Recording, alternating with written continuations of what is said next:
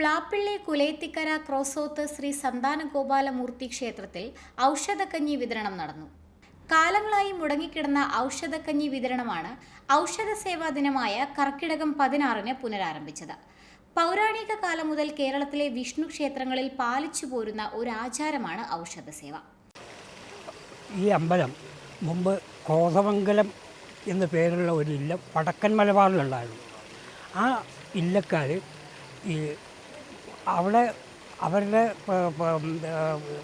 കാലത്ത് മാപ്പിളകാലത്തായിരിക്കണം എന്തായാലും അവിടുന്ന് അവർ വിട്ടുപോകുന്ന സമയത്ത് അവർ പിന്നെ ഇവിടെ ഈ തിട്ടപ്പള്ളി മന എന്ന് പറഞ്ഞ ഒരു കുടുംബം ഈ മുസ്ലിം പള്ളിയുടെ അങ്ങോട്ട് മലക്കമൂഴി എന്ന് പറയുന്ന ഭാഗത്ത് തിട്ടപ്പള്ളി മന എന്ന് പറയുന്ന ഒരു മനയുണ്ടായിരുന്നു. ആ മനയ്ക്കൽ അമ്പലമായിട്ട് ഈ അവർ കൊണ്ടുവന്ന വിഗ്രഹം അവിടെ വെച്ചു. അപ്പോൾ കോതമംഗലത്തെ അമ്പലം എന്ന് പറയുന്നത് അവിടെ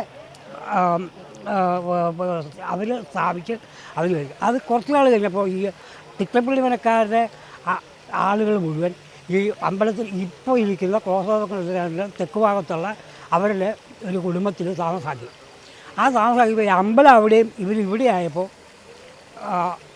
അവർ ആ അമ്പലം അവിടെ ഇങ്ങോട്ട് പോരാൻ വേണ്ടിയിട്ട് അവരുടേതായ സ്ഥലത്ത് ഇവിടെ ഈ അമ്പലം കൊണ്ടുവന്നു. അപ്പോൾ എന്താണെന്ന് വെച്ച് കഴിഞ്ഞാൽ ഈ ബിംബത്തിൻ്റെ പഴക്കം ഭയങ്കരമാണ്. ക്ഷേത്രത്തിൻ്റെ പഴക്കം അത്രയില്ല. ബിംബത്തിൻ്റെ പഴക്കം ഒരു 2500 കൊല്ലത്തെ പഴക്കമുണ്ട്. ക്ഷേത്രത്തിനൊരു പ്രത്യേക രീതി അനുസരിച്ച് തൃപ്പൂണിത്തേക്കാൾ പഴക്കമുള്ളതാണ് ക്ഷേത്രം പണിതിട്ടെന്നാണ് പറയുന്നത്. ഒരു 1500 കൊല്ലത്തെ പഴക്കം ക്ഷേത്രത്തിന് പറയുന്നത്. അപ്പോൾ ഈ ഇവിടുന്ന് പല ഭാഗത്തുനിന്ന് ഈ ബിംബം കൊണ്ടുവന്നതായതുകൊണ്ട് ഈ ബിംബത്തിന് കാലപ്പഴക്കം വന്ന് ഓരോ അംഗവൈകല്യങ്ങൾ സംഭവിക്കും. അതായത് ഇപ്പോൾ ഇവിടെ ഉണ്ടായിരുന്ന വിഗ്രഹം ഒരു 3 മാസം മുമ്പ് വരെ മുഖമില്ല, കയ്യില്ല, കാലില്ല, അങ്ങനെ കാലിന്മേൽ വിളക്കി നിർത്തുന്ന ഒരു രൂപത്തിലായിരുന്നു ഒരു 3 മാസം മുമ്പ് വരെ. അത് ഇവിടെ എല്ലാവരും കൂടി ശ്രമിച്ച് അത് ഒരു പുനരുദ്ധാരണം നടത്തി ഇപ്പോൾ നമ്മളുടെ അമ്പലത്തിൻ്റെ ഇപ്പോഴത്തെ രീതിയാക്കി എടുത്തു. ഇപ്പോൾ തിട്ടപ്പള്ളി കുടുംബക്കാരാണ് ഈ അമ്പലത്തിൻ്റെ ഭരണം നടന്നത്. 1500 വർഷത്തോളം പഴക്കമുള്ള ഈ ക്ഷേത്രത്തിൻ്റെ പുനരുദ്ധാരണ പ്രവർത്തനങ്ങൾ നടന്നു വരികയാണ്. ഇതിനോടനുബന്ധിച്ച് ക്ഷേത്രത്തിൽ പഞ്ചലോഹ വിഗ്രഹം പുനഃപ്രതിഷ്ഠ നടത്തിയിരുന്നു. ക്ഷേത്രത്തോട് ചേർന്നുള്ള കുളത്തിൻ്റെ നവീകരണ പ്രവർത്തനങ്ങളും ക്ഷേത്രത്തിലേക്കുള്ള റോഡിൻ്റെ നിർമ്മാണവും പുരോഗമിച്ചു വരികയാണ്. അതുകൊണ്ട് ഇവിടെ ഈ ക്ഷേത്രം 1500 വർഷം പഴക്കമുള്ള ഒരു ക്ഷേത്രമാണ്. കാലപ്പഴക്കം കൊണ്ട് തന്നെയാണ് ആ വിഗ്രഹങ്ങൾക്ക് കേട് സംഭവിക്കുകയും ഒരുപക്ഷെ ഇത് നടത്തിക്കൊണ്ടുപോകാൻ തിട്ടപ്പള്ളി മനക്കാർക്ക് ബുദ്ധിമുട്ടായി വന്നപ്പോഴാണ് നാട്ടുകാരുടെ ഒരു കമ്മിറ്റി കഴിഞ്ഞ 3-4 മാസങ്ങൾക്ക് മുമ്പ് ഇവിടെ രൂപീകരിക്കുകയും ഈ ക്ഷേത്രത്തിൽ വീണ്ടും ഒരു പുനഃപ്രതിഷ്ഠ വേണം, അതൊരു പഞ്ചലോഹ വിഗ്രഹമാക്കി മാറ്റണമെന്ന് ഞങ്ങളുടെ മനസ്സിൽ ആഗ്രഹം ഉദിക്കുകയും അങ്ങനെ അത് നാട്ടുകാരുടെ സഹായത്തോടുകൂടി ഒരു പഞ്ചലോഹ വിഗ്രഹം ഉണ്ടാക്കി ഇവിടെ പ്രതിഷ്ഠിക്കുകയും ആ പ്രതിഷ്ഠയ്ക്ക് ശേഷം ഇവിടെ വലിയ മാറ്റങ്ങളാണ് ഉണ്ടായിരിക്കുന്നത്. ഈ പ്രദേശം ഇതിനു മുൻപ് മുറ്റും കാട് പിടിച്ച് കിടക്കുന്ന ഒരു സ്ഥലമായിരുന്നു. എന്നാൽ ഈ പുനഃപ്രതിഷ്ഠയോടുകൂടി അതൊരു ഭഗവത് ചൈതന്യമെന്നാണ് എനിക്ക് പറയാനുള്ളത്. നമുക്ക് കാണാം ഈ തെക്ക് വശത്തുള്ള കുളം വളരെ മനോഹരമാക്കി അത് നിർമ്മിച്ചിട്ടുണ്ട്. ധാരാളം കുട്ടികൾ വൈകുന്നേര സമയങ്ങളിൽ ഇവിടെ നീന്താനൊക്കെ വരുന്നുണ്ട്. അത് പഞ്ചായത്താണ് അത് ചെയ്തത്. പഞ്ചായത്ത് പ്രസിഡന്റ് പ്രത്യേക താല്പര്യമെടുത്താണ് കുളം അത് നവീകരിച്ചത്. അതോടെ തന്നെ നമുക്കൊരു ഏറ്റവും വലിയൊരു പ്രശ്നമായിരുന്നു ഈ ക്ഷേത്രത്തിലേക്ക് വരുവാൻ ഒരു വാഹനത്തിൽ വരുവാനുള്ളൊരു വഴിയില്ല. പണ്ടുകാലത്ത് ആളുകൾ നടന്നു പോന്നിരുന്ന ക്ഷേത്രത്തിൽ വാഹനത്തിലെത്താൻ വേണ്ടി ഒരു റോഡ് നിർമ്മിക്കേണ്ട വരുന്നു.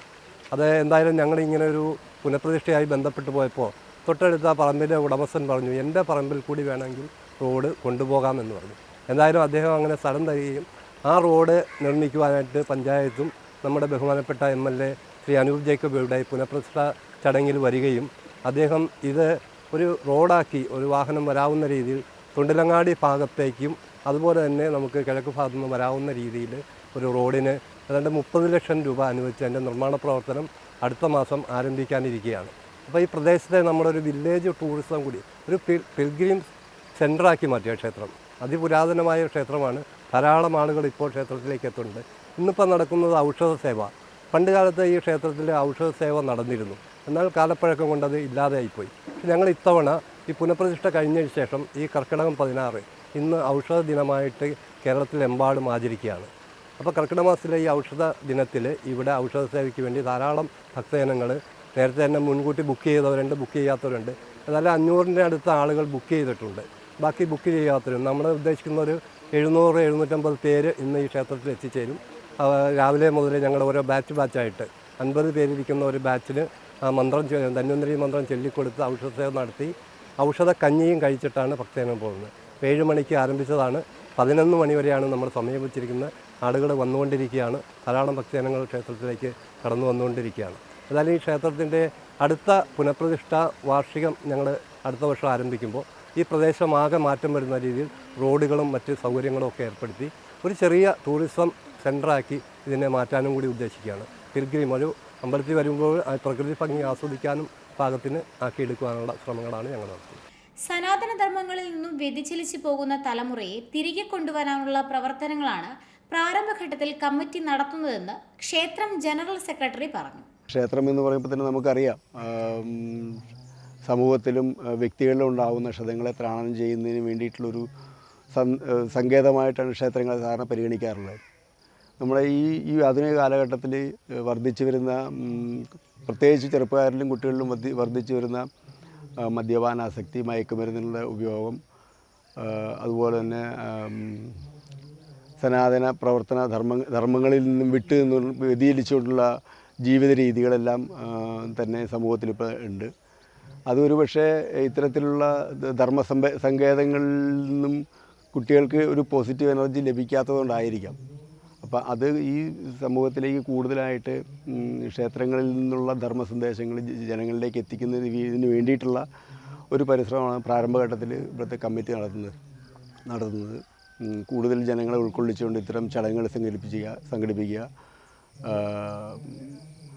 അതുവഴി ഒരു പോസിറ്റീവ് എനർജി ചെറുപ്പക്കാരിലും കുട്ടികളിലും ക്രിയേറ്റ് ചെയ്യുക എന്നുള്ളതാണ് പ്രധാനപ്പെട്ട ലക്ഷ്യം തന്നെ.